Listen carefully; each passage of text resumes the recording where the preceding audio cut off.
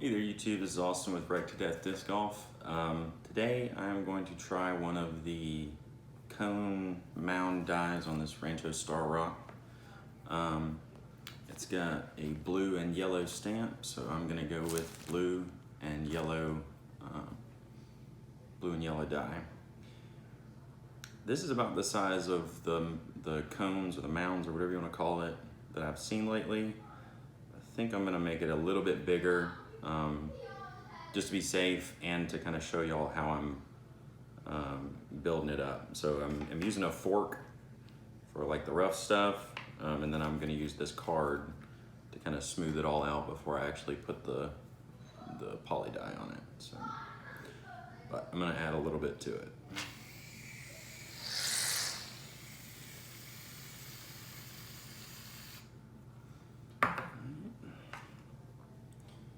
Use the fork to kind of smooth it out.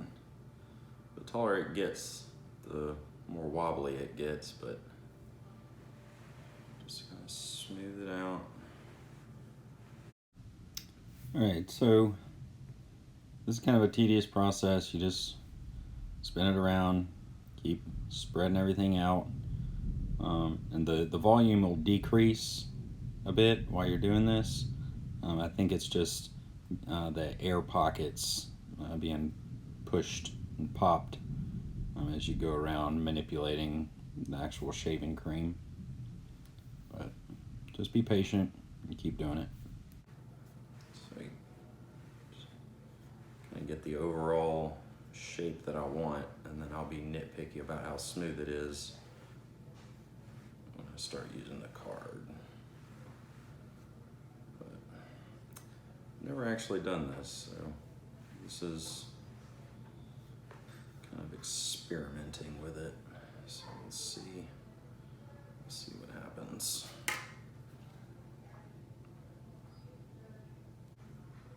The thing I'm kind of curious about right now is how I'm gonna sprinkle this stuff like from the side to get a good coverage. I don't know how much I want to do though. I kind of want some of the white to still come through, so I'm not exactly sure how much I should do. But like I said, it's an experiment, so. And this is one of my throwers, so I'm not super worried with how it turns out.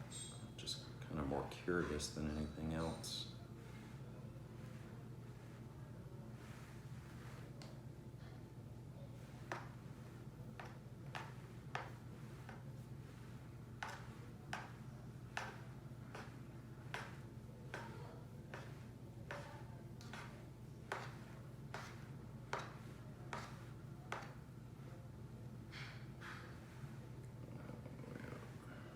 Nice and smooth. From everything that I've read, that's kind of the secret to getting a consistent pattern on the disc is just to get the outside of your cone really smooth.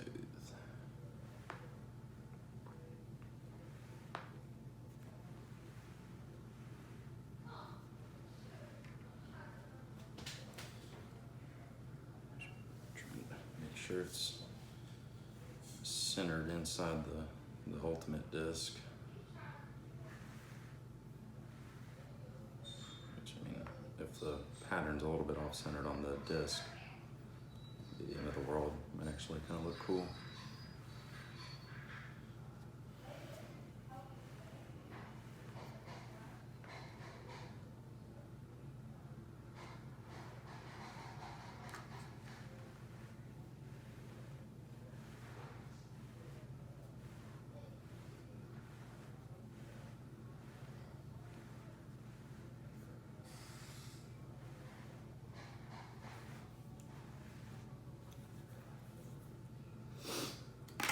I think that looks pretty good.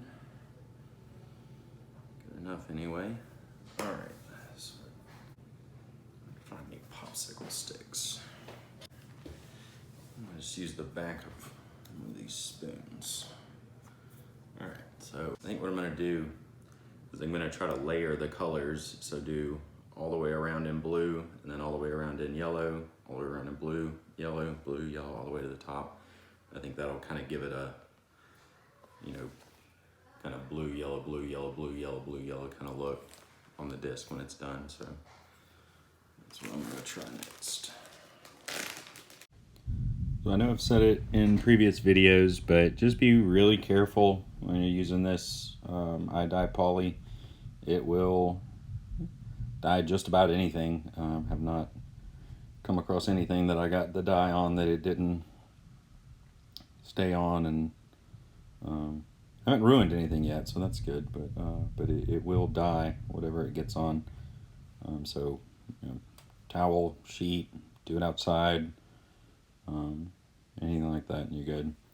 So I'm just kind of dipping the back end of this spoon in, and I decided to use the fork here because I didn't want to mix the blue into the yellow, and I don't think it would hurt anything to do yellow then blue, but I was going back and forth, so I didn't want to get any of the blue dye in the yellow in case you know, I do something down the line with just the yellow with no blue. So, but I said early in the video that I wanted some of the white to come through, and I'm putting way too much dye on this mound for any of the white to come through. And you know, so that's, like I said, this is a thrower, so I'm not super concerned with it, and I do like how it ended up. A lot of the blue and yellow mixed together more than I thought it would.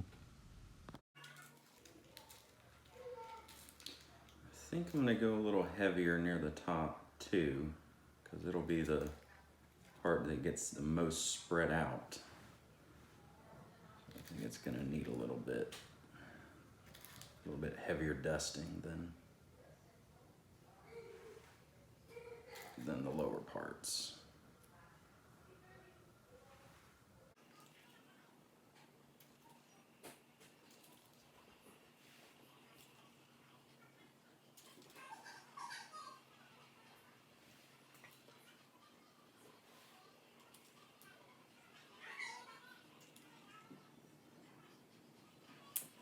Back to blue. Keeping in mind I want it heavier.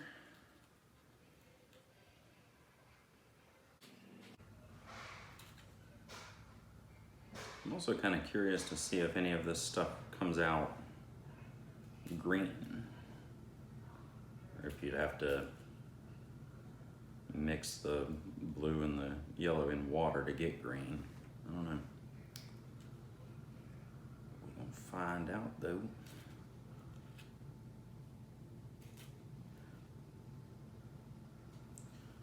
Learn today. So it does mix and make green. I guess it's just the same moisture that allows the dye to seep into the disc in the first place. Also allows us for the mixture of the dye. So around this time, I decide that I want the blue to be in the middle, so I start doing blue from the top down. And looking back at this, while I'm doing the voiceover, it should have been obvious looking at the mound that it wouldn't have any white spots, but that's okay. I'll know for next time. But I'm gonna let my nephew actually push the disc down. Wow, is that a volcano? Right. No, it's a mound of shaving cream with dye on it. Man. So what I want you to do is grab the disc like this, where you're pulling it out, right? And then center it over this, and then just slowly lower it down onto this mound. So come stand over here. Push it? Yeah. Come stand over here. Right? So you're gonna hold it. Yeah, you kind of gotta pull it out like that. Right? Now center it over the mound, right there. Now slowly push it down. Keep going, keep going, keep going. Keep going, keep going, keep going, keep going. Right there. Perfect. Right? Hey, is this edible? No. What? Washing hands. Oh yeah, same. Alright. It's been almost 6 hours but I decided to go ahead and take it out because it's starting to sink in. All right, so this is how it ended up. It's a good bit darker than I wanted, but it was an experiment the whole way through. One thing that happened though that I'm kind of curious about, all these little white spots. I guess that's spots in the shaving cream that were uneven, or like air pockets or something, or I don't know. Maybe I didn't put enough of the powder dye on it, and then when I pressed it down in, it created these little pockets that don't have dye.